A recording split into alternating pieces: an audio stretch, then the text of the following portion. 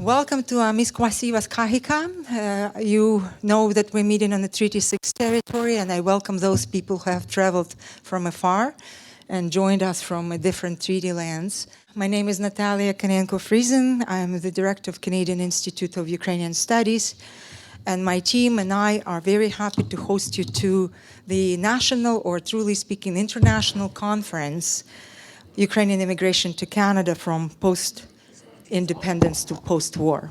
We've been meeting for a day and a half or for 2 days non-stop, it feels, and we've engaged ourselves in very many important conversations.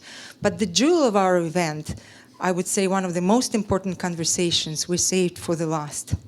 I'm very pleased to welcome our partners, community partners, who have been helping the newcomers from Ukraine to settle and engage with Canada and Ukrainian Canadians. Our roundtable is called Doing the Work for a Reason. That's exactly the community, our partners who have been engaged in a very important and on-the-ground set of activities to assist people coming from Ukraine. Doing the Work community responses in Canada to Russian war in Ukraine is a space which we thought we would like to create for engaged conversation in which us academics will learn from you, the practitioners, what is that we all should be doing to assist the process and help out. You will teach us how we can also engage in helping you out going forward with all the work that you are doing. The Russian invasion of Ukraine displaced so many people. We're talking about 15 million people leaving Ukraine. I think the most recent statistics that I was shared coming from Ukraine stated that Ukraine currently has about 21 million population of its own left. And if you remember post-1991 times, we're at the 56 million back then. These are dramatic numbers. Some, of course, are internally displaced. Others have stayed in Europe, but very many are on the way here. Many have arrived. We have today a number of representatives of various communities, organizations, and I'd like to introduce them before we settle into this very, very important conversation altogether. So Orisa Boychuk, President of Ukrainian Canadian Congress, Alberta Provincial Council. Orisa has been working as a public servant for the past 26 years, including both federal and provincial government, primarily in a role as a senior HR professional. In 2018, Orisa was elected as the president of the Ukrainian Canadian Congress, Alberta Provincial Council, an umbrella organization representing the Ukrainian community organizations in our province.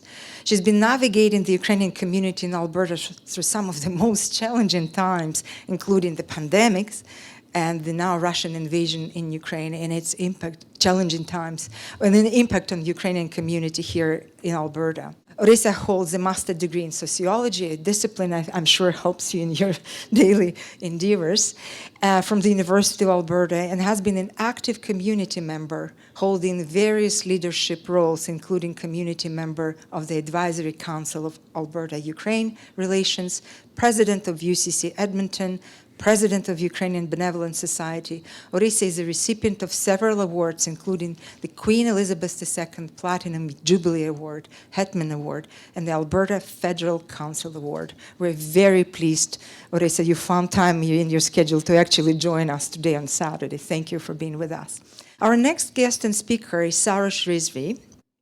And Sarosh comes from Calgary, but also I think you're on the way to Vancouver. Sarosh is Executive Director of National Sector Engagement and Co-Chair for Operation Ukrainian Safe Haven and AMSSA, which I don't know how to decipher. You will help us later. Sarosh is an Executive Director of National Sector Engagement and serves as a co-chair for the Operation Ukrainian Safe Haven National Secretariat. He has previously served as an executive director at the Alberta Association of Immigrant Serving Agencies for 5 years and has worked in the settlement and integration sector for more than 15 years. In addition to all the above roles, Sarosh has been also actively involved in the Afghan Initiative National Secretariat, the Canadian Council for Refugees, and the Health of the Sector Working Group as part of the National Settlement and Integration Council. Sarash's support of marginalized communities has been recognized by receiving the Queen Elizabeth II Platinum Jubilee Medal and by being named by Avenue Magazine as Top 40 Under 40 and by Mosaic Volunteers with Community Hero Award. Again, thank you for driving up, I believe from Calgary, that's today. And then Natalia Toroshenko joins the panels today as well. Chair of Vegreville Stands with Ukraine Committee, relentless worker, helping so many newcomers. We've heard of you in Edmonton, and we're very happy you drove to us as well. Born and raised in Montreal, Natalia Zimovets-Toroshenko has been an Albertan since 1979. As a long-time educator, she has many experiences with high school and adult learners in both face-to-face and online platforms. From 2004 to 2013, she was elected councillor and deputy mayor in the town of Vegreville. Since 2006, she has completed 10 missions to Ukraine as an international elections observer. Wow. As a community activist, Natalia volunteers where passions lead her. Friends of the Ukrainian Folklore Center, St. John's Institute, Ukrainian Canadian Congress, Alberta Provincial Council, and the executive of her beloved Orthodox Church in Sich, Kolomea. For the last year, she has chaired the Vegreville and Area Stands with Ukraine Committee, which serves as a settlement agency on her patch of the prairie. Most notably, she is fascinated by the resurgence of activity and purpose among Ukrainian Canadian society in response to the latest wave of immigration. We're all looking forward to hearing about your experiences, Natalia. And then Mikhailo Pereverza, who joins us from Lethbridge, and I believe you drove today again, and that is a longer drive than Vegreville. Mikhailo is the founder of the well-known project Sunflower. He has arrived in Canada as an exchange student from Ukraine in 2012, after having graduated from the National Agricultural University in Kyiv. He navigated the full process, becoming a Canadian citizen in 2018. His deeply personal ties to Ukraine has prompted action through Project Sunflower, which is assisting so many newcomers in the south of our province, particularly in Lethbridge and area. So thank you again for coming and joining us, Mikhailo. And Deb Van Houtenen is our panelist as well, and I'm welcoming you to our conversation as well. Settlement Manager, Ukrainian Canadian Congress, Alberta Provincial Council. Deb was born and raised on the homestead of her grandparents near Redwater, Alberta. Her grandparents arrived from Staryava Mostyska in 1907, and her father took over the farming operation after a short career as a teacher. Deb graduated from the University of Alberta Faculty of Pharmacy and achieved her master's degree from Royal Roads University. She had a career in community pharmacy and then moved into hospital practice when she became the executive director of pharmacy for the Edmonton zone. And then retirement hit. And she didn't slow down. Upon retirement, she was called back into service to assist with the COVID response in the Emergency Operations Center, and certainly have been on the front lines when it was pandemic.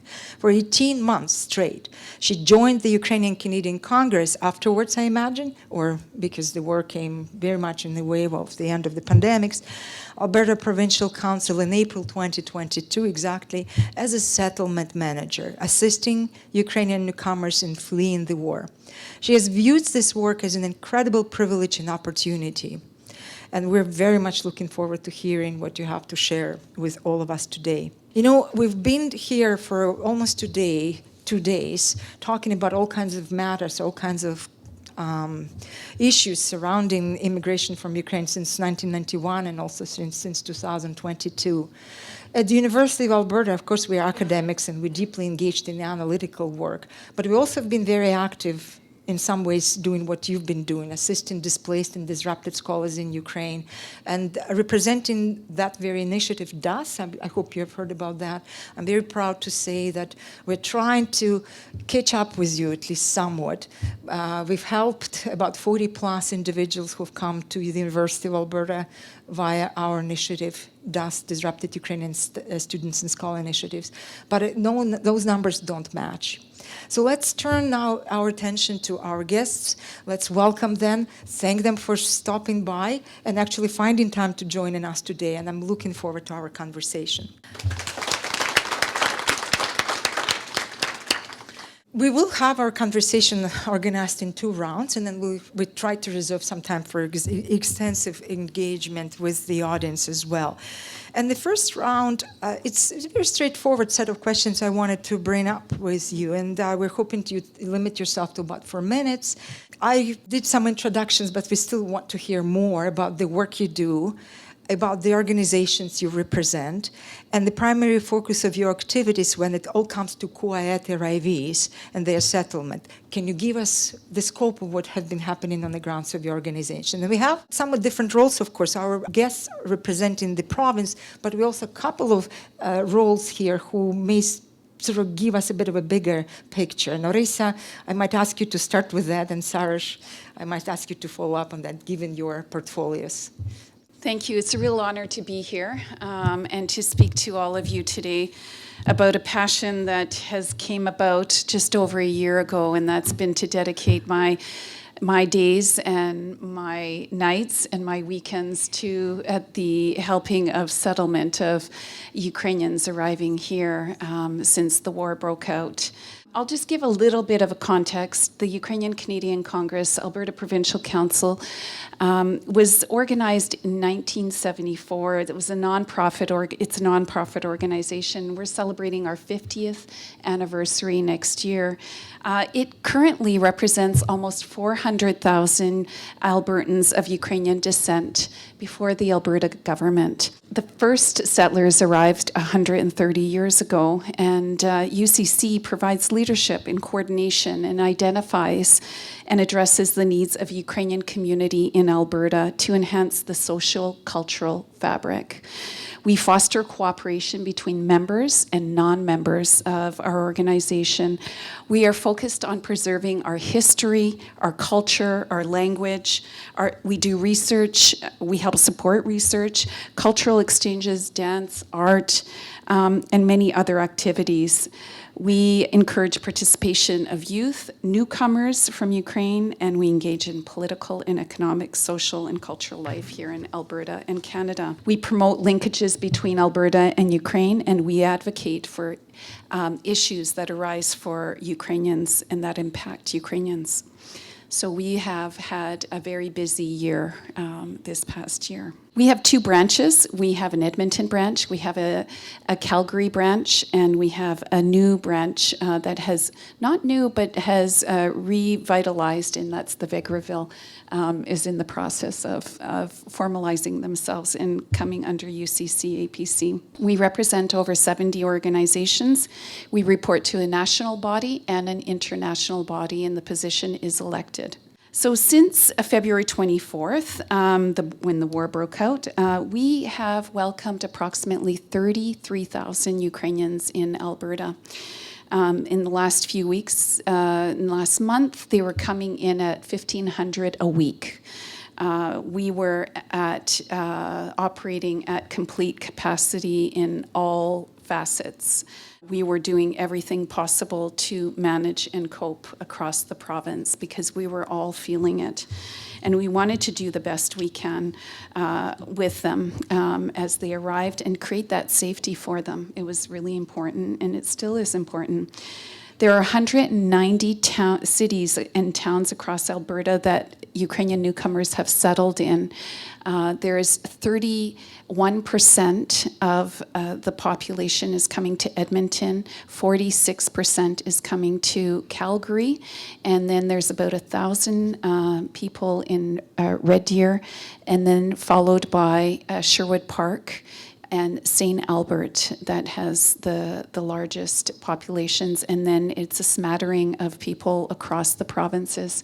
Lots of people in Jasper, Banff, working in the hospitality industry there. We have Medicine Hat, Grand Prairie, Lethbridge, Fort McMurray.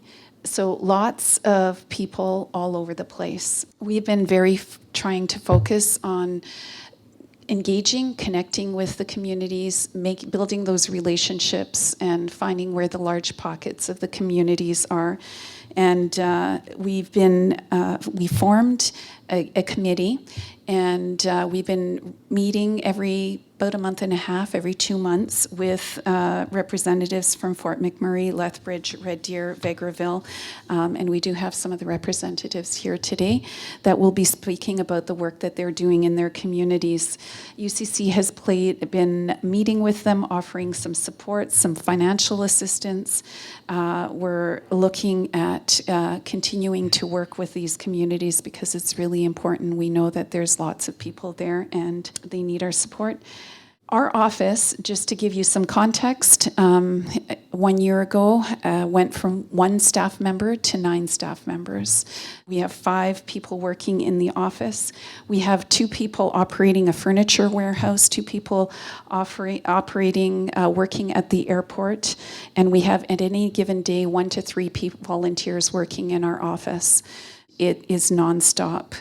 We really rely on our volunteers because they actually saved our lives in the first months of when the war broke out. I don't know what we would have done without the goodwill that came forward, because our phone went from 1 phone line to 4 phone lines, and 5 volunteers coming in every day. Answering phones, talking to people coming in that were distraught. It really was an incredible place, a crisis hotline and center and a hub, and it still is a command center as we continue to move through this humanitarian crisis. We took on, as I said, a command center since day 1, where we received hundreds of phone calls a day. Trying to respond, plus dealing with social media and media. Within our first week of operations, we supported, first week of the war, what we did was we filled the first plane to Ukraine with, we partnered with Firefighter Aid to Ukraine, and we sent emergency response equipment. The first month, we coordinated the first plane to arrive in Edmonton and worked with IRCC to help with displaced Ukrainians, and we partnered with the Polish Historical Heritage Society. We created a website in Ukrainian and English. That was our #1 priority, to help support Ukrainian newcomers settle and be informed with accurate, trusted information. And then we quickly moved into, within the first couple of months, as people started arriving, we identified housing, food, employment, English language, and mental health being the key top priorities. And that came up very quickly as people started flowing and migrating to Alberta. These were the critical gaps that we were seeing, that there was no support from the government. When people were arriving, they were landing, they didn't have that humanitarian. So we became a humanitarian aid center, helping support and working with various partners to make this all possible. Plus volunteers. Here in Edmonton, we had a volunteer who set up hosting in Edmonton and hosted hundreds and hundreds of Ukrainians fleeing for free in people's homes. I really don't know where these people would have gone if it wasn't really for this volunteer hosting that still continues on today. And food, food was a huge priority. We were handing out gift cards and continue to hand out gift cards. And right now, the Alberta government has released financial funds, which has given all of us a bit of a breather to actually offload some of that work that the community has been bearing for the last year. And the community is exhausted, I'll tell you. They've been doing the work of the government.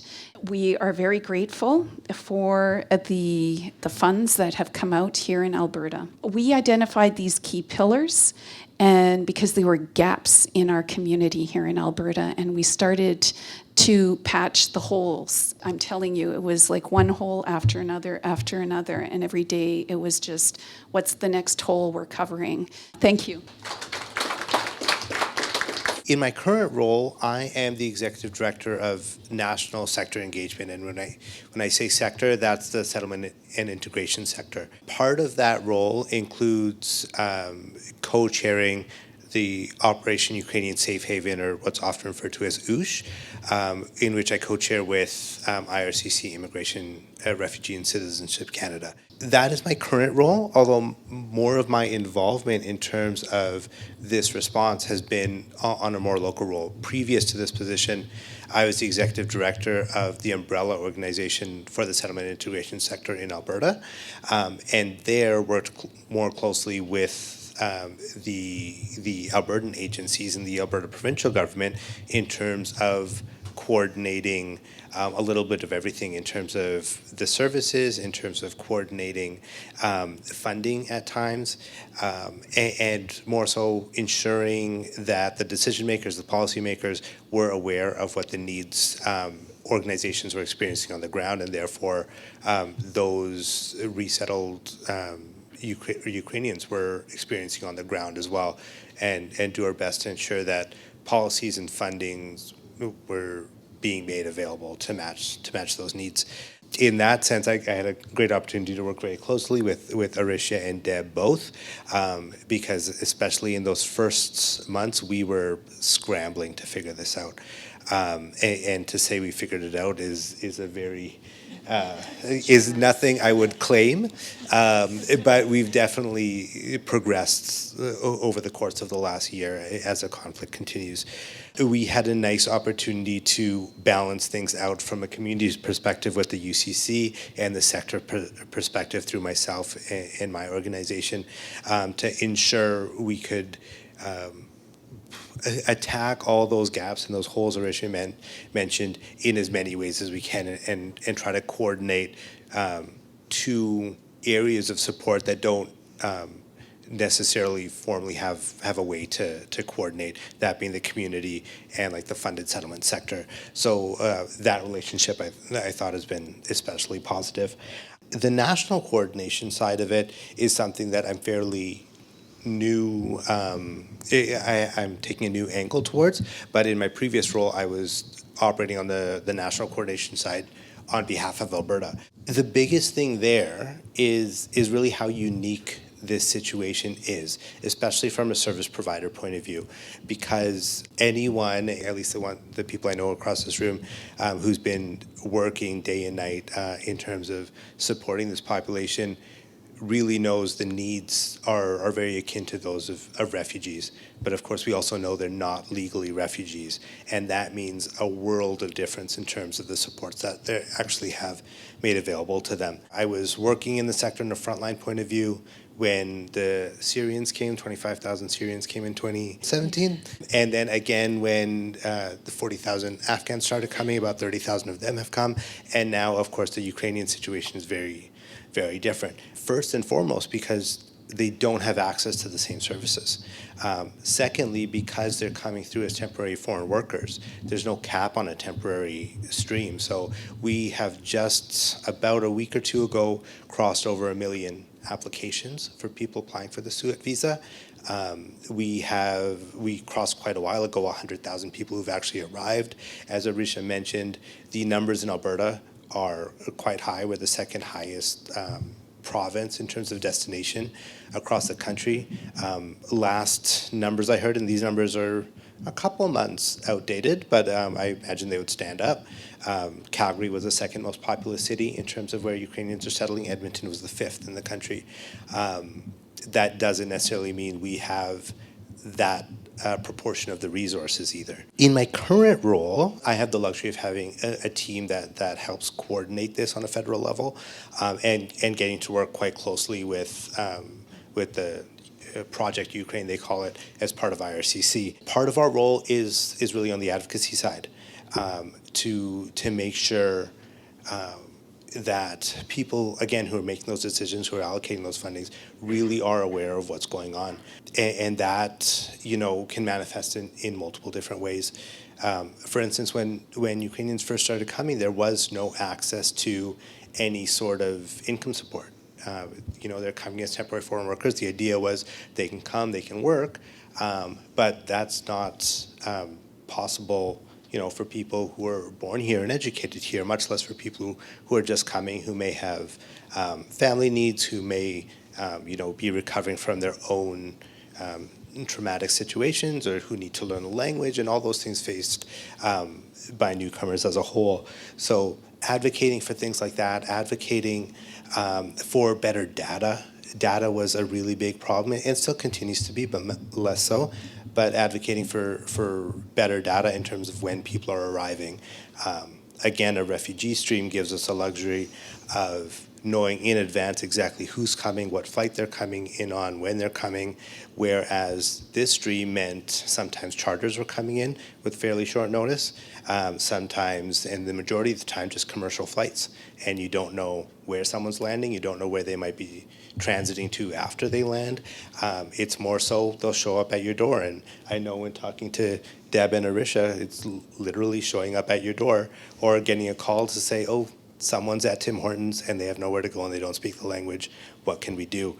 So part of that has just been advocacy, and we've been able to create a pre-arrival information transmission system, so we at least have some idea in terms of who's coming, when they're planning on coming, what their language backgrounds are, what the demographics of their families are. We also have a chance to work coordinating across the country. So we have a national secretariat that's comprised of just over about 100 participants across the country that meets now bi-weekly, initially weekly.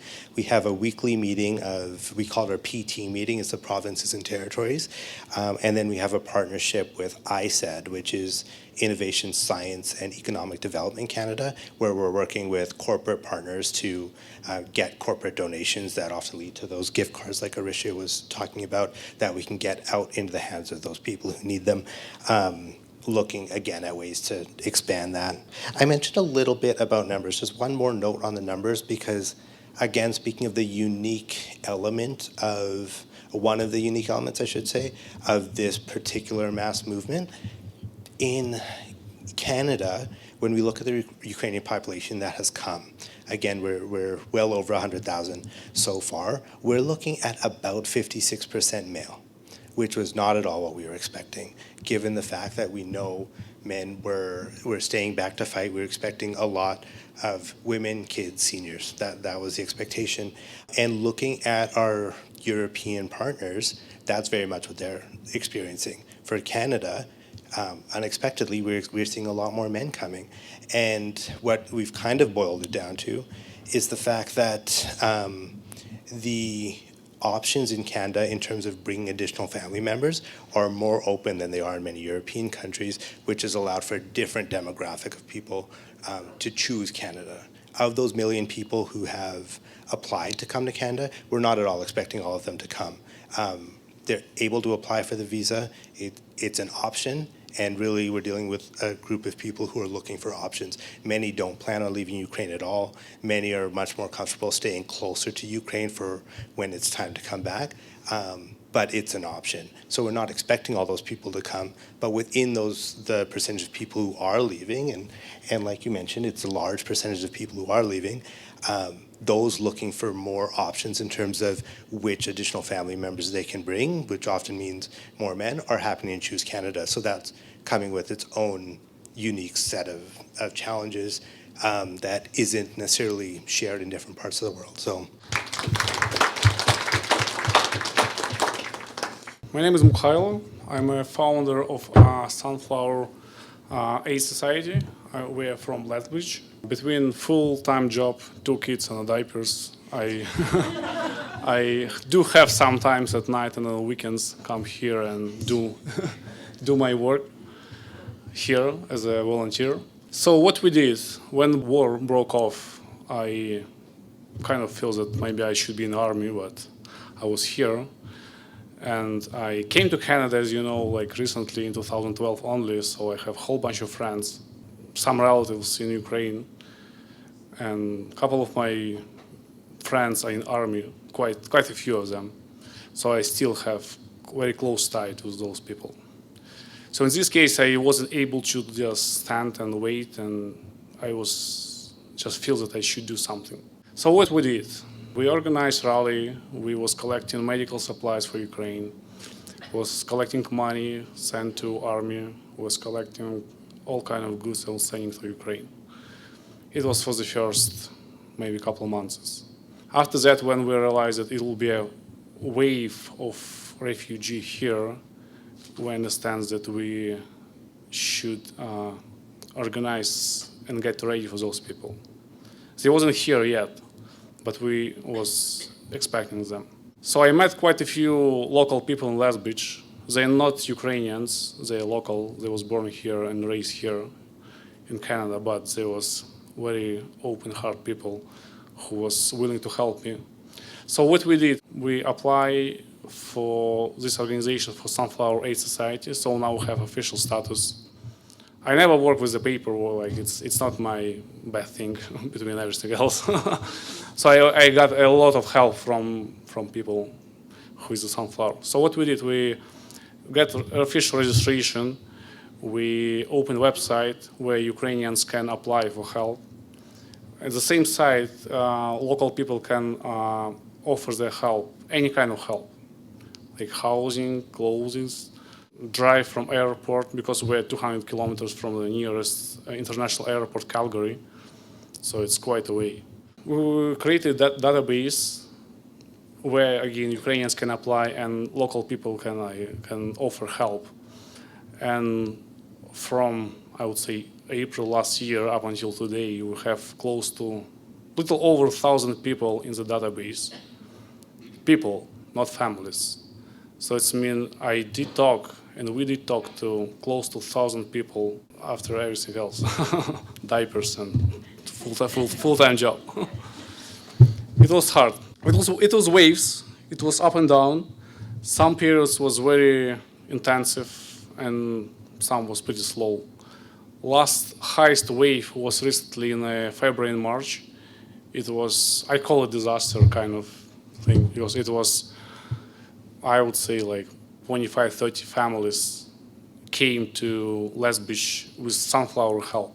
It's been possibly it's twice as much without Sunflower, because not everybody applied to us. It's just a lot of people. So what we did in the past up until today, we organized, we get our organization as an organization who will help find host families for Ukrainians here.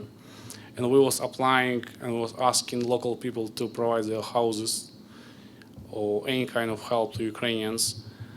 And we was able to find host families for close to 80 people. After that, when everything went down, and unfortunately, war is too far from here, and people here, they doesn't see those news every day now, because unfortunately, Ukrainian war is not on the news right now, unless you're really close to this. This wave of offering houses went down, and now it's barely anything. In Lesbich, we didn't have any other options to those people who want to come to Lesbich other than find hotel for them or free housing. So we did get some donations from local businesses, and we managed to rent hotels for those people who were willing to come here. It wasn't too long. It was like week and a half for each family, but it was enough for those people just to come here, understand where they are. We was helping them to do all their documents. All people different from Ukraine. Some of them do need help to go to Service Canada, let's say. Some of them already know how to do it and they don't need help. So we was filling the gaps where it's needed.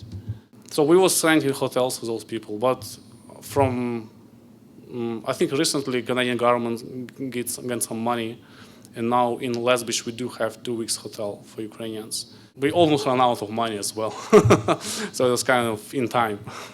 This is pretty much it, what we was doing, and we still doing what we're doing, and if we'll have more people, we'll do all our best with our existing resources. Thank you.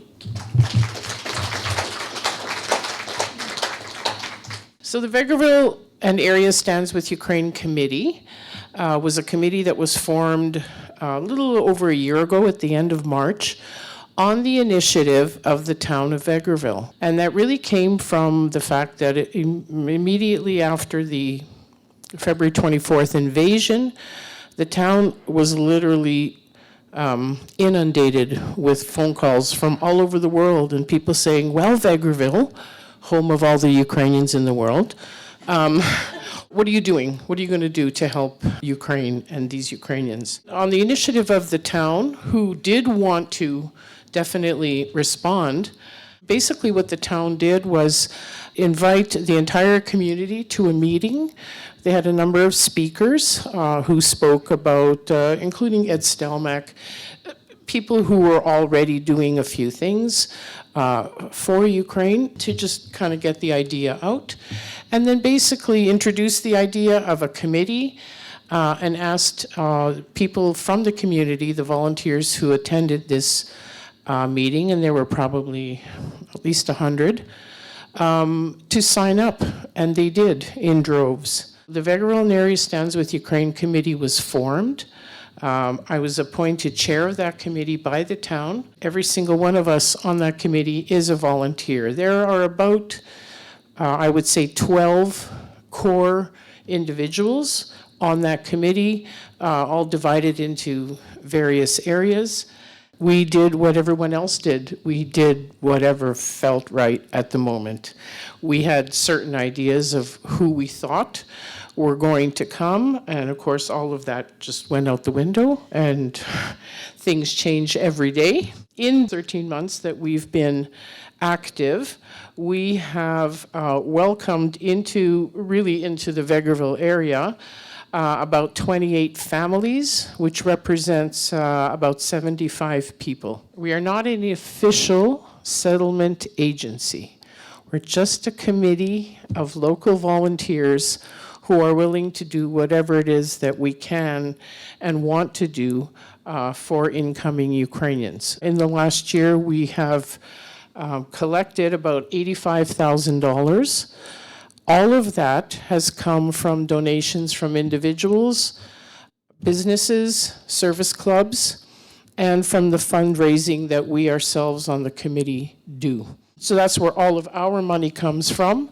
And what we do to help, first of all, the initial point of contact comes pretty much by email from individuals all over the world who have some interest in coming to the town. And then those communications are just kept up. And, eventually people who are really serious about coming to Vegreville do so.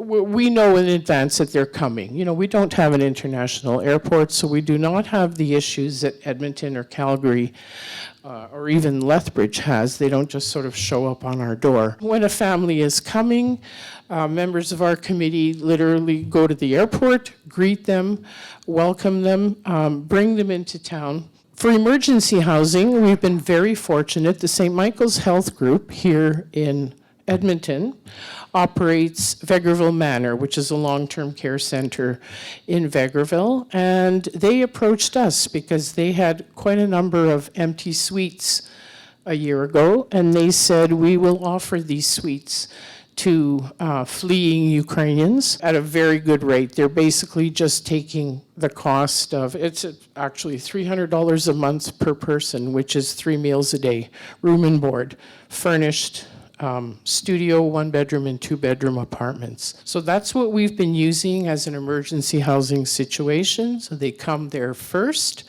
unless in the situation where there's been an apartment that is found or they have specific needs.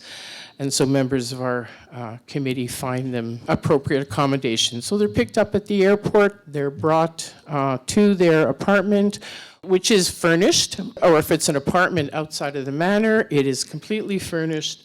The refrigerator is full. We also offer $500 a month for 3 months to help with rent. Those families who are being hosted do not receive any rent, and there are 3 families being hosted in homes, one of them which is my home, our home. $500 a month for 3 months for rent, $500 a month for 3 months in food vouchers, as well as a small sum. It's just gone up, I think, to $250 per individual for a variety of service fees that they have to pay. It doesn't cover everything, but even just the medical appointments that they have to have according to IRCC regulations, can only be with one of 9 doctors so stipulated in Edmonton, and their fees seem to be going up regularly. So just helping them with those basics, very basic needs. And that's what we're doing.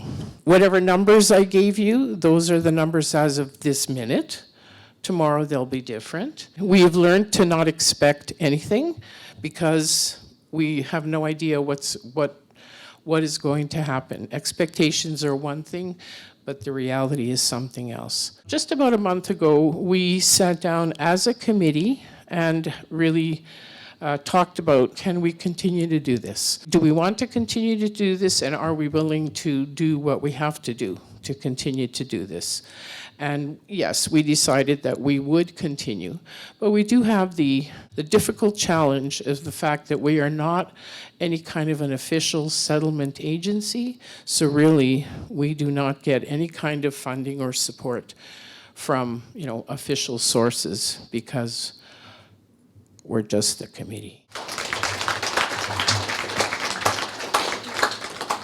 So I think you've really heard a lot about, what has happened, what has gone on, and the unpredictability, what everyone in this province faced. And the situation continues to evolve. I know when I first started, we were looking at, treating this like an emergency. I was the commander for the COVID response for Alberta Health Services here in the Edmonton zone. And I also worked the Fort McMurray fires and, when everybody showed up at the Expo Center and with their dogs and their snakes and their birds. And, we coped with all of that. But that's a little different because they come in a big wave and you've got to deal with it right now. But this has been a trickle and you don't know who's coming. As Sarash has said, the biggest thing I think I've impressed upon anyone I meet is our Ukrainian newcomers are not official refugees, so they don't have those benefits. Part of the role that I have, Odisha's really the brains, behind the organization. And if you have a jar, it's Odisha who figures out what are the big rocks and which rocks go into that jar. My job is to put in the small rocks that fit around those and support the big rocks. So that's really what I do.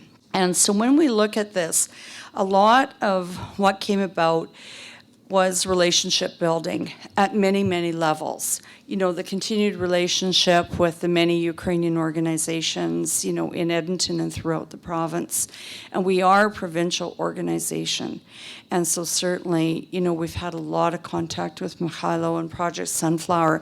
Calgary's been a real hotbed for receiving Ukrainians. I heard a rumor that they might start deporting to Edmonton, so we'll see what happens, when that occurs. Those relationships and getting to work with Sarash and his team and everyone else. So we've been in a good position where we've been able to, become apprised of various grants and apply for those grants. And in fact, UCC APC has actually been an agent for ASA and for others to put the grant out there and to review. So we consider that to be a real privilege. Odisha had mentioned the mental health needs of our newcomers. And so we have been applying for grants in several areas, and Dr. Roman Patrician is here tonight, and he's really been instrumental in helping us navigate that landscape as well, too. So those are some of the things that we do. I think what was important, like Odisha said, now we have kind of a team in the office. That website, that was a lot of work, and getting that thing going and keeping it up. But it has really, really been important because people from Ukraine access it. It's bilingual. When people were first arriving, they would arrive and say, oh, good, I'm in Canada, the land of milk and honey, and everything's going to be great. The money flows, and we'll all be making $1 million a year, within the next 2 years. I think some of them were disappointed. I'm sure as many of you have been throughout your life. Then there were people who had no plan. So, we kind of got the word out there, and it has worked. People are now coming with a plan. And some of the cultural differences, so Arisha talked about employment. We've had virtual job fairs. We know that, Calgary was active in the job fair space. We're having one on Wednesday. The one we had at the beginning of March, over 1,000 newcomers came to the door. And I know there was more, because I've heard of a few who've given up. Some employers hired on the spot, and others took resumes, and it was really successful. I think the thing that really impressed me was those newcomers who came, the vast majority, resume and cover letter in hand. And I've since learned that resumes and cover letters are not a thing in Ukraine. So that was a cultural difference they had to overcome. But there have been a great many people, formal and informal. You look at the Edmonton Mennonite Center for Newcomers, they help with resume writing, and so do others out of the goodness, of their hearts. We don't offer that service in the office, but however, we do help them with forms if they need to, and we do know of our other organizations who have been helping and putting those forms together for them. So at least we've been able to communicate the basic information, and it changes rapidly. Like last week, we found out that Ukrainians will be able to exchange their valid driver's license for a Class 5 driver's license. This is huge. You have no idea how many phone calls we had about that. Because how come I can do that in New Brunswick and I can't do that in Alberta? That kind of thing. So anyway, it takes, a lot of organization. We do have very, very close relationships with Catholic Social Services, the Mennonite Committee, the Multicultural Health Brokers. The Boilermakers Union has been exceptional. They've donated the space for the furniture warehouse, and they have pitched in, and they have helped us in so many ways. And from what we can tell, there's not a Ukrainian bone in their bodies. So these are just good humanitarians who have come that way. We talked about, what are some of the successes. And I think the fact that we've been able to kind of to organize this now to a point and develop some processes. So we've got a little bit of standardization to say, okay, you need to do this. You need your bank account. You need your social insurance number. And you need to apply for Alberta Health. You get all of these benefits. We've had a few people who unfortunately didn't apply for Alberta Health, and then they got into trouble. They had a heart attack and that kind of thing. And then you run into problems where they want, where maybe the hospital wants to charge them a fee that they're not supposed to. One of our summer students, I think, was coaching someone through labor last year in Calgary. The husband kept phoning, do I have to pay the bill? And so we knew step by step where they were at, and they had a girl. So it was really good. It was really interesting. And as Sarash mentioned, yes, we had a family who showed at Tim Hortons. We had a family that landed on our doorstep. I think a falling out with the host family, and which is unfortunate. It doesn't happen that frequently, but there they were. And they'd had nothing to eat for 24 hours. So McDonald's is on the corner, so we were able to feed them. So it went well. But I think, too, our newcomers face a lot of challenges, and I think we're, really understanding that much better now with the language barriers. But just it's the little things, with the culture. And as we've interviewed people, and I'm really pleased also that as we've, been able to support people working in our office, we've now been able to offer positions to newcomers, and which has really been fantastic at the airport, in the warehouse, and in the office, and they've been absolutely wonderful. In addition, at that job fair, as the employers were leaving for the day, one of them, they all seemed to be very pleased with what they saw. And then one of them said, I have never seen so much education walking around in one room in my entire life. So very, very many of them are incredibly well educated and skilled. Our job fairs are geared towards the good jobs, for people. But language is still an issue for many people. And we have some special needs groups. Senior citizens who come here from Ukraine, it's very difficult for them with the language and adjusting. They're often lonely. They're often babysitting and helping their children, which is great, but then they don't have the contact they need. We have other special needs groups. We've had people arrive with autistic children. We've had people arrive who need medical care, complex medical care. I'm hopeful that my background in healthcare at least will help them there. So,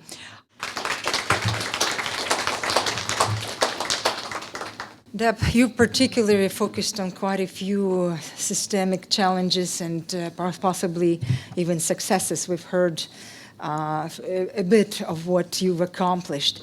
And that is the topic I'd like us to return to as a group again. Looking back at that year you've spent working so intensely with the newcomers, congratulating yourself on successes, can you share with us those few successes that were key?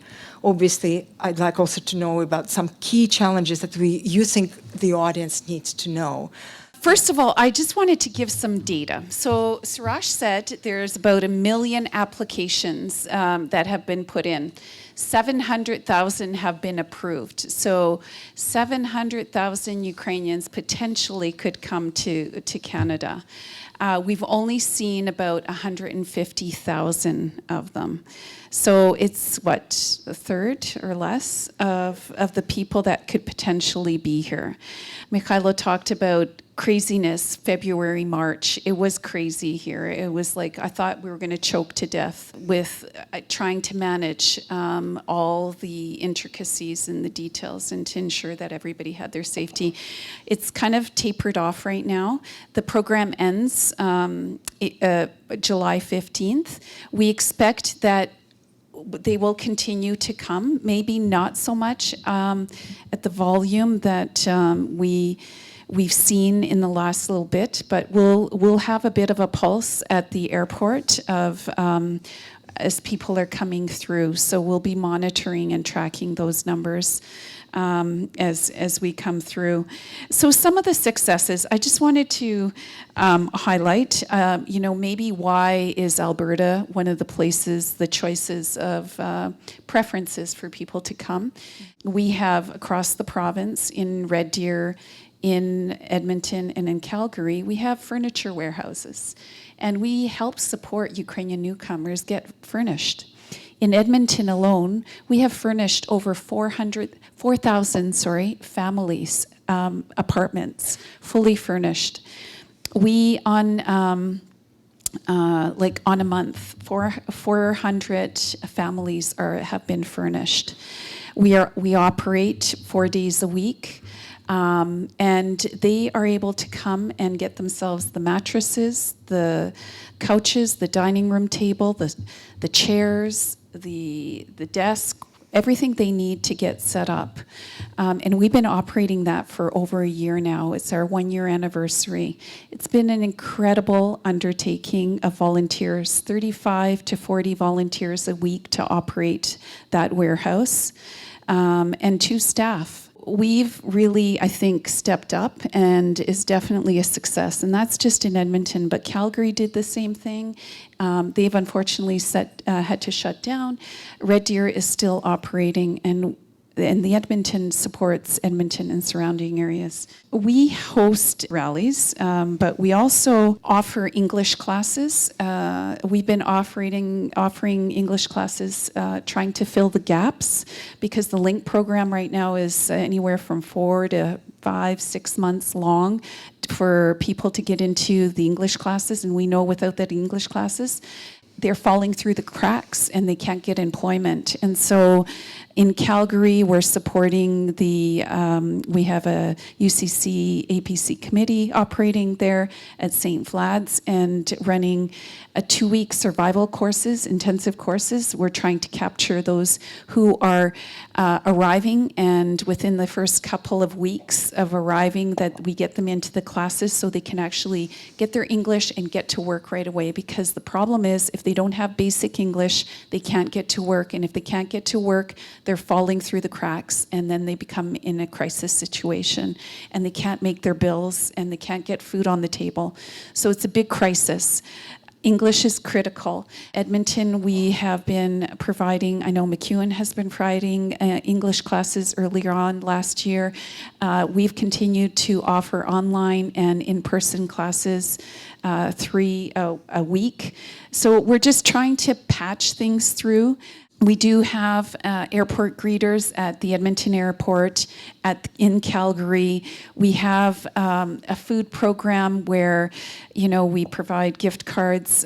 Calgary also provides some basic necessities, pillows, comforters, food. They're attached to the food bank. They're giving food to help those get through those critical crisis times, especially the first 2 weeks when they arrive. Also, APC has been providing funds to help support the breakfast program.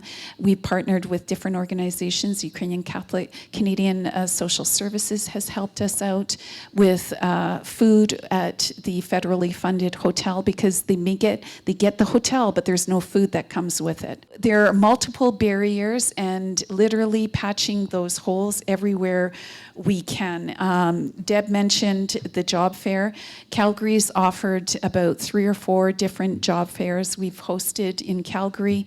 1,000+ people show up looking for work, 30+ employers attending, seeking, hiring on the spot, or shortly after that job fair. We're expecting the same thing this Wednesday. Come visit us, St. John's Cultural Centre. Come have a look and see what's going on. You'll see the thousands of people lined up looking for work, and all the employers that are coming out to support us. We have gone from 0 to 100 with partners. We have been meeting weekly with ASA. As Siraj had mentioned, we've formed that partnership on day 1 almost, where we started meeting regularly, filling in the gaps, keeping that communication going. And we had to learn, from 0 to 100 on settlement. We had no idea what settlement was all about, but let me tell you, we've got the expertise now. 1 year in, and we've breathed that puppy to death. We've had to learn all about settlement. We've built all kinds of settlement agency partnerships that we never, ever had. Ethnic group partnerships, people reaching out to us, all kinds of ethnic communities that we never had. Partners, friends that we never had before, we have now. It's a 0 to 100. Businesses, organizations, just community, volunteers. We are so grateful and indebted to everybody who has actually stepped up and helped out. The other key partner we have is the Free Store in Edmonton. In Edmonton, they can come, they can get some toiletries, free clothing, and that has been operating and being offered to Ukrainian newcomers. We really has stepped up in this community. We've worked really hard to help support, build those basic needs to really help those people get through. We will be moving and shifting out of that humanitarian support. That is coming to an end. We are not going to continue that. We know that moving forward, we're moving more towards services. We've started, UCC-APC has started to offer online sessions, in-person sessions. We've partnered with EPS. We're hosting how to be safe in our community, how to manage with your landlord, how to protect yourself as an employee against your employer. We've seen it all in the office. So we are running around trying to now fill those gaps. What kinds of sessions can we help support Ukrainian newcomers with? How can they protect themselves? The whole stabbing incident, we've been dealing with that, helping support the family, the community, and with that stabbing, we deal with people dying. We've had a number of deaths. We're working on processes with how do we handle when somebody dies here? What do? We don't have any of that ironed out. We don't have the supports in place to manage all those pieces. And that's what Deb is doing in our office. And she really has been a godsend. She has incredible contacts with the government. She has people at her fingertips that she just dials up in a heartbeat, and she just can get the information and the connections that we need to help immediately. So we're very, very grateful for the people we have in our office right now. Everything we've done to serve these Ukrainians has been ground up.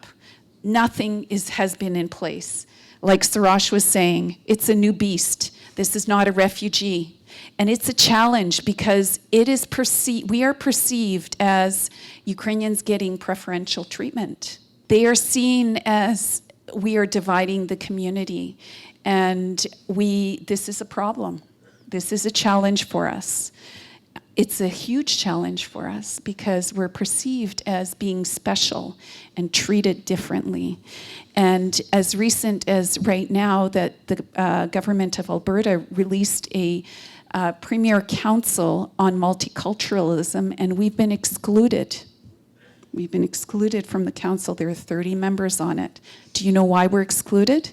Because we're perceived as receiving preferential treatment.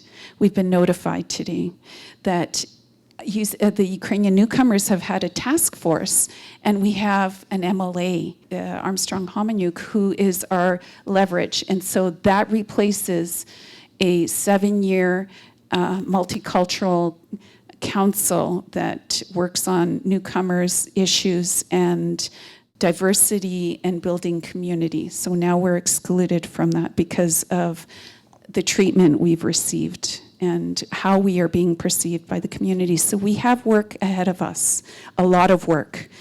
The task force was created because this was a new program. It was created because there were gaps, and they needed to find out what the gaps were. We are not refugees, and so we have a big task ahead of us to inform and educate people about what it means to be a refugee and what it means to be CUAET, because everybody perceives that we're getting it all. So that is a challenge. That is a big challenge for us. So I just want to talk a little bit about a couple other challenges that, we're great, we're fantastic, but we do have some work ahead of us. And what is UCC-APC going to be focusing on in the days and weeks ahead? Well, it's that education information piece about what it means to be a CUAET visa holder versus a refugee holder is critical, I think. We need to build community. We need to focus on building community. We have a lot of people who have arrived.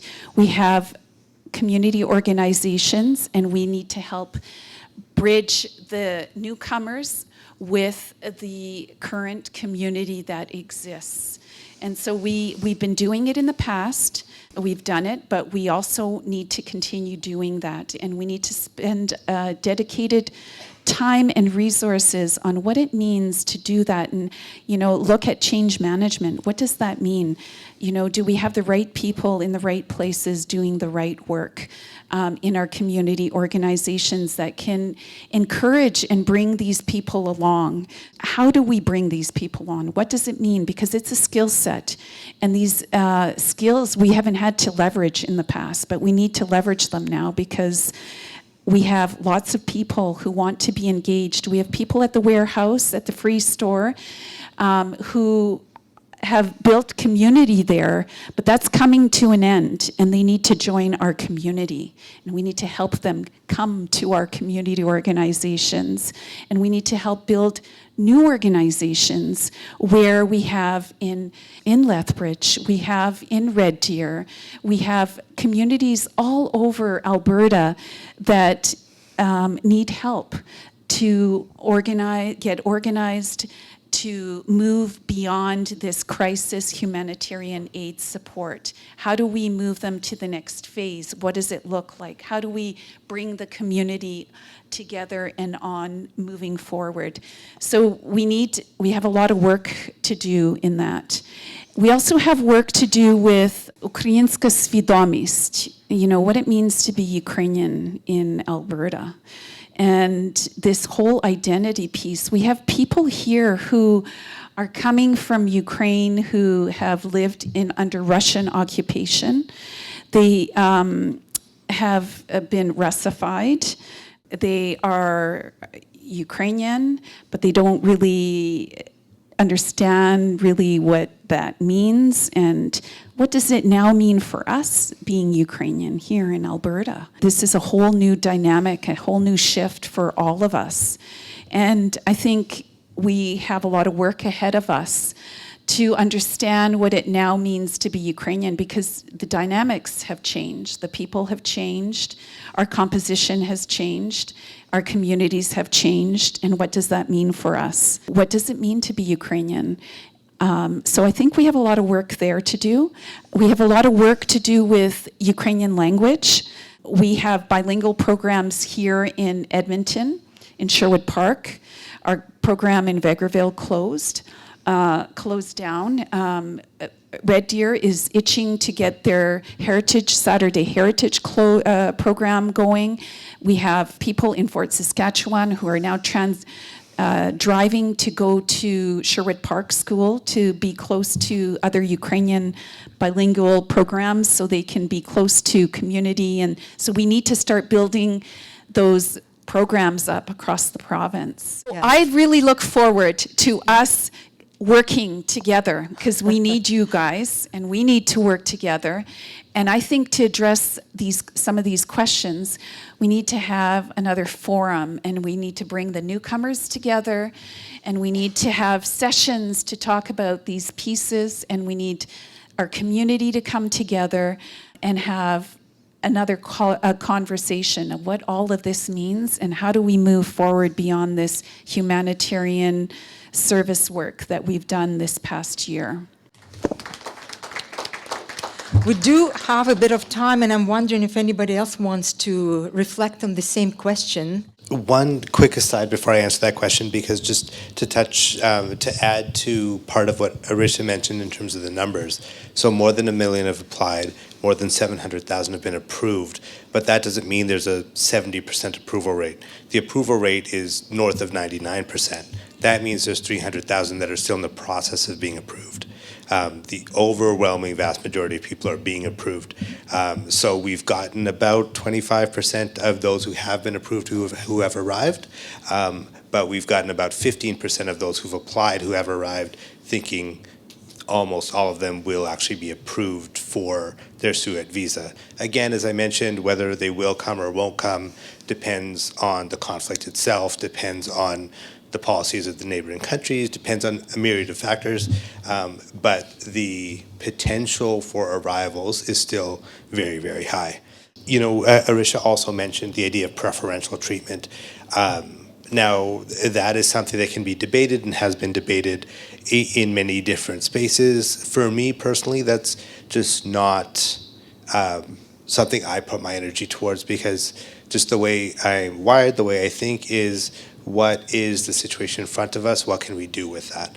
Along those lines, if I think of some of the successes we've had over the past year, two that come to mind, one is around service eligibility. So again, as the Ukrainians are coming as temporary foreign workers, federally funded programming, which is the vast majority of settlement programming, is geared only towards permanent residents. So then what did that mean for Ukrainians? That means they weren't eligible for all this funded activity. It almost brought us back to the Syrian influx, because when the Syrians started coming, the federal government, in their coordinated response, was going through municipalities and not through service providers.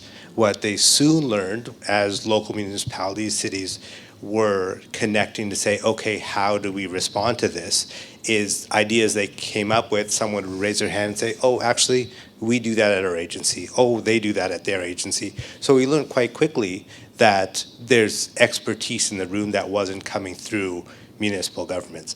In that, service eligibility was a big thing that came up when Ukrainians first started coming, and the federal government ended up amending hundreds of their contracts with service providers across the country to expand eligibility to temporary foreign workers, which is great for the Ukrainian population because now they can go to, as you mentioned, EMC and the Edmonton Center for Newcomers, ESA, Catholic Social Services, and the funded agencies in Edmonton and the rest of the country.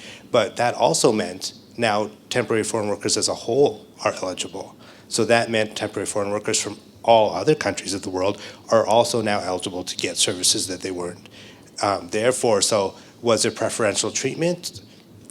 In my opinion, who cares? We were able to create a pathway of services for newcomers from across the world because there was a large enough community need for it and enough kind of social pressures towards it. So that was an example of that.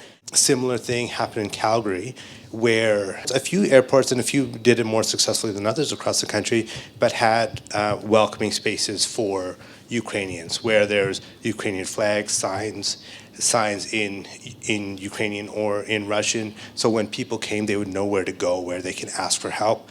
They did it really well in Winnipeg. They did it really well in Vancouver, a couple other places in the country, but not across the board. Calgary, the Calgary sector was able to leverage that, have a meeting with the airport, and set up the first newcomer settlement services booth in an airport in the country. It's the first of its kind. But again, the Ukrainian situation raised the concern to get the meeting with the airport. But now there's a newcomer booth at the Calgary International Airport in between the international terminal and the local terminal, where all the volunteers in the airport will tell any newcomer or anyone who kind of looks lost, go here, there'll be someone who can help you. So again, how it came to be, in my opinion, is secondary. It was the fact that there's a need in the community, and many actors were able to get together and, yes, make it better for the Ukrainians, but then make it better for people coming from all areas. A couple other things. The OOSH panel was able to put together a national website. It's in 4 languages. Because it's nationally funded, it's going to be in English and French, but it's also in Ukrainian and also in Russian for people coming. That not only gives you national information about the country and where you're going, but also has pages for each province that tell you what the housing options are, what some potential employment jobs are, just what the area itself is like as people are making their decisions in terms of where to land. The Alberta side of it has a directory for all the service provider organizations in the province too. So if you go there, you say, I'm going to Edmonton, but I have kids and I need English classes, you can search and say, okay, who is in Edmonton that can provide that? So at least you have connections to make when you hit the ground. One other thing on the data is the vast majority, I don't remember the number offhand, but the vast majority of people coming now are coming without any family connections. So the initial wave, people had connections and were going to meet families, cousins, sisters, brothers, parents, and so forth. Now they're coming without having that network in place. So it's more incumbent on community organizations or service providers to reach out and find someone who needs help and ensure they can make those connections. We've been able to get the federal government to agree to 500 hotel rooms across the country that are funded. They're aimed for short-term stays, for 2-week stays for people. There's 30-ish in Edmonton. Oliver, you might know that number better than me. 75 in Calgary, but 500 across the country to help with the housing situation.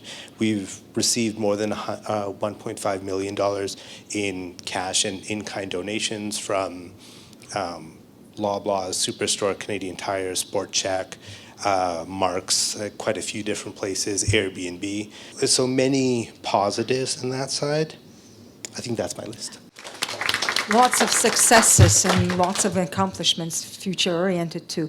Just quickly, successes and challenges, and specifically, of course, for Vegreville. Being a small town, there are huge benefits to living in a small town. And I think this experience with our newcomers has really shown itself in the sense that I would say one of the biggest successes for us is the citizens of the town of Vegreville, how our community has opened their arms. And this is not, I'm not just talking about people with Ukrainian heritage, everybody. How they have opened their arms. They have employed the Ukrainians who have come. They have provided affordable rates for apartments and housing that is suitable for them. You cannot, a Ukrainian who's out shopping and doing regular daily things, if he or she is heard to be speaking Ukrainian or is heard to be speaking English with that definitely recognizable accent. I've experienced this myself. The welcoming from all kinds of people around who just hear, "Oh, are you from Ukraine? Welcome to Vegreville. We're so glad you're here." A lot of the kids in Tim Hortons literally have money thrust at them from citizens who are so happy that they're here and want to help in some way, so they pass a $100 bill over in Tim Hortons to, kupe sebi ice cream. It's really amazing, and I'm very proud of my community, and I am blown away on a regular basis at what they are doing to welcome these Ukrainians. We have a donation center. We've hardly had to buy anything. Most of the furniture and household goods have all been donated by local people. All of those are successes. I consider the fact that I'm telling you about 75, 80 people who are in Vegreville, living in Vegreville, employed if they want to be, housed happily. They're even doing, they're starting to drive cars, they're starting to take out a loan, they're moving from this place to another place because that one's better and closer to school or closer to their workplace. Just that whole sense of community which exists in Vegreville and has really reached out.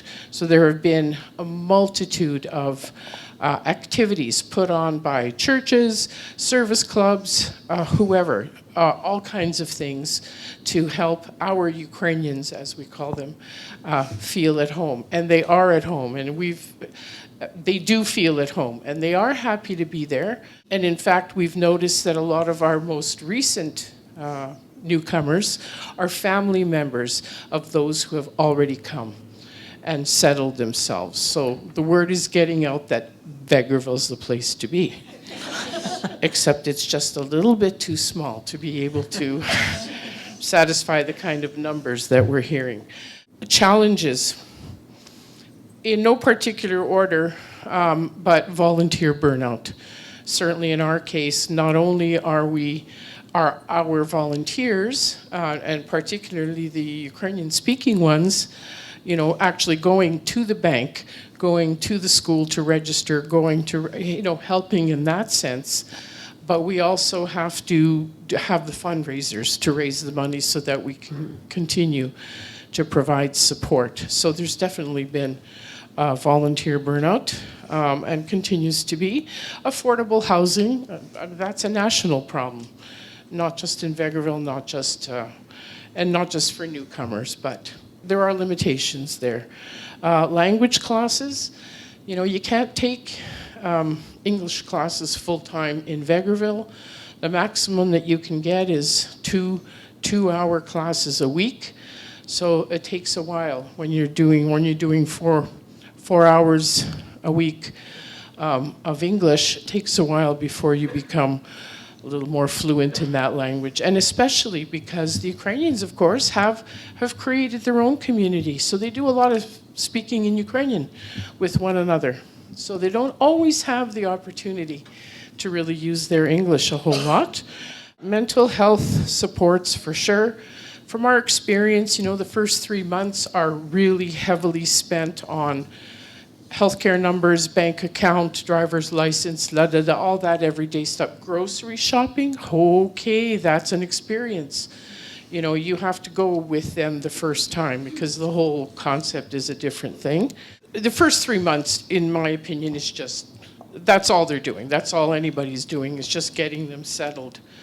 And then it's the after. As they're living their daily lives and the kids are going to school and people are looking for work, no matter what, every single Ukrainian that has come here has also left behind family in Ukraine who is at war. Oksana, who lives at our house, talks about feeling split in half. That half of her is so happy to be here with her 2 children in a safe and wonderful place, but her family is, on the front, and her family is in the village, and her family still lives in Ukraine, and, they need to know what's going on a daily basis. So I can't even imagine how they live with that dichotomy at all times. There are enough successes that we still keep going,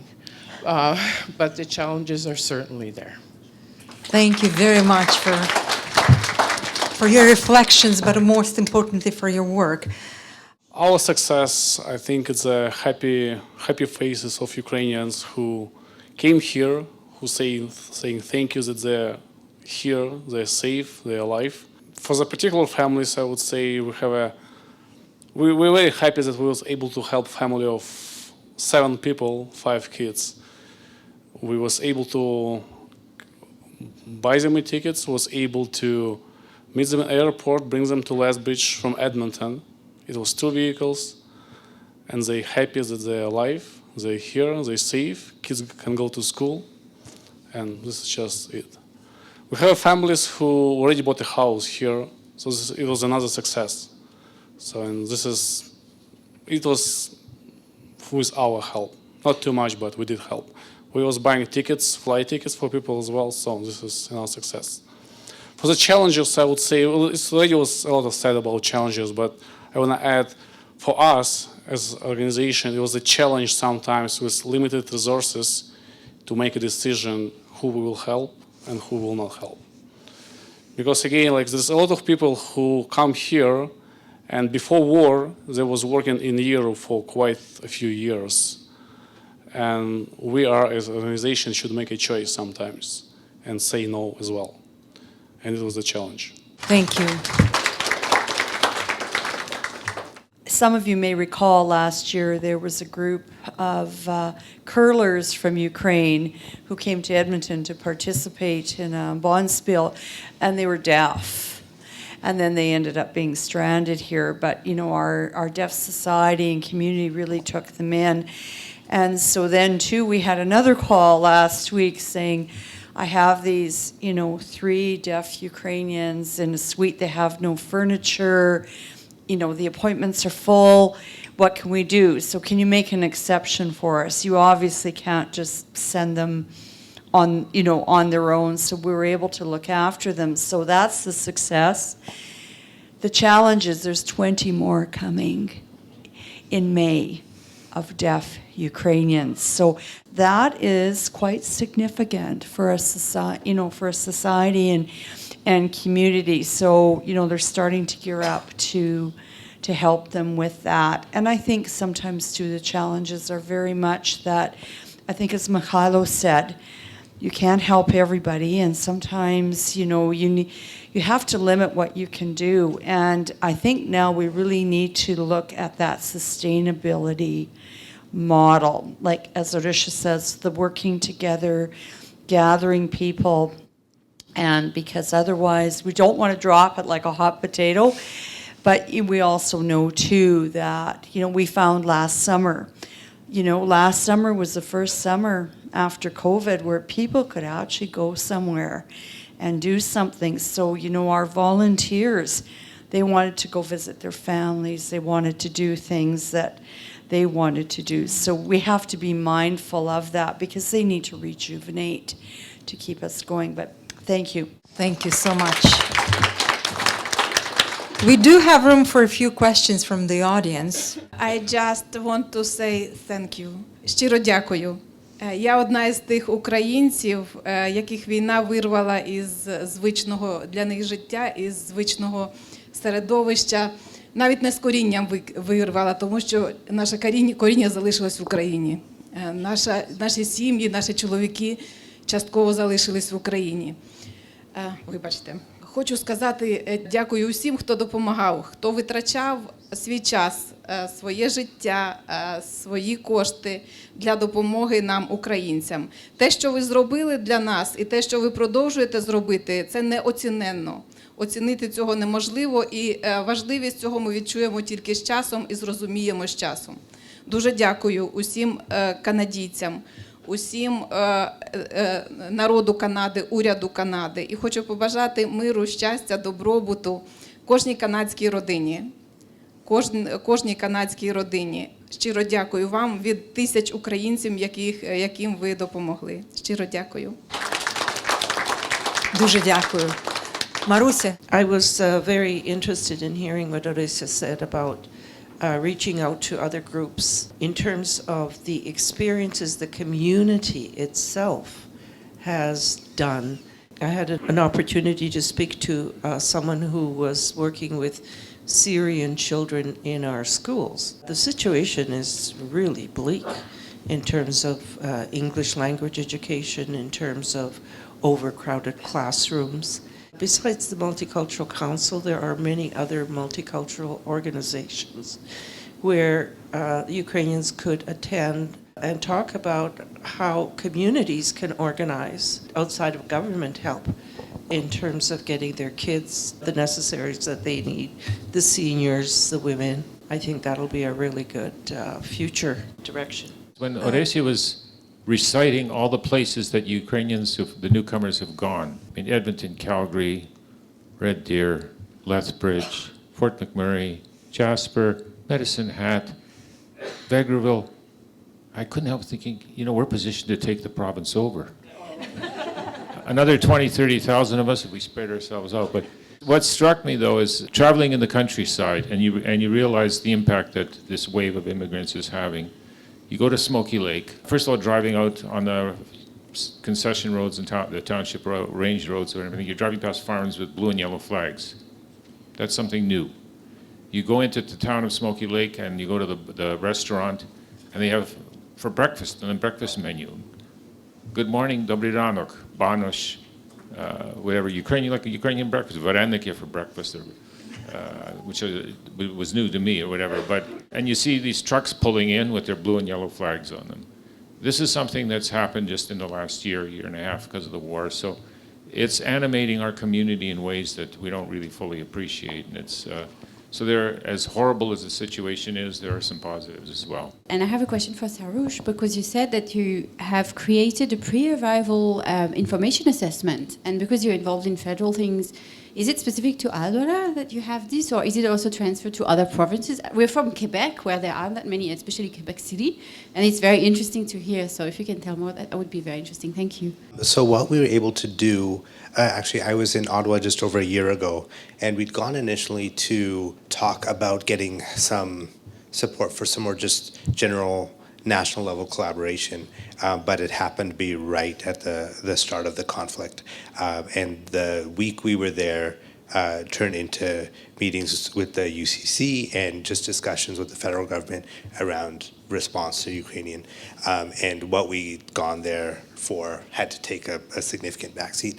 But part of what we talked about at that point was the need for better data and better pre-arrival data. What's happening with the pre-arrival survey that goes out is anyone who applies and is approved for the CUAET visa is given that survey. So that's everyone across the country, and then what my team does is receives that data, analyzes it, and then we'll present it to the National Secretariat, but it's also on our website, so you can look by province, by gender, by age demographic in terms of who's arriving, when they're arriving, who's arrived. I'd like to mention that in our room we still have other agencies which are represented by a few more individuals. Like Mikhailo, who was facing the challenge of saying no, we couldn't really invite everybody or every organization to be part of this round table. But I see Grażyna and Oliver in that room. Please wave to us, say what organization you represent, and thank you for coming. It is Edmonton Immigrant Service Association. I have to tell you, you know what, I'm going to repeat, you know, maybe many of what you guys are thinking, that, you know, we do see challenges, but at the same time, we are so privileged to work with such a wonderful and beautiful community.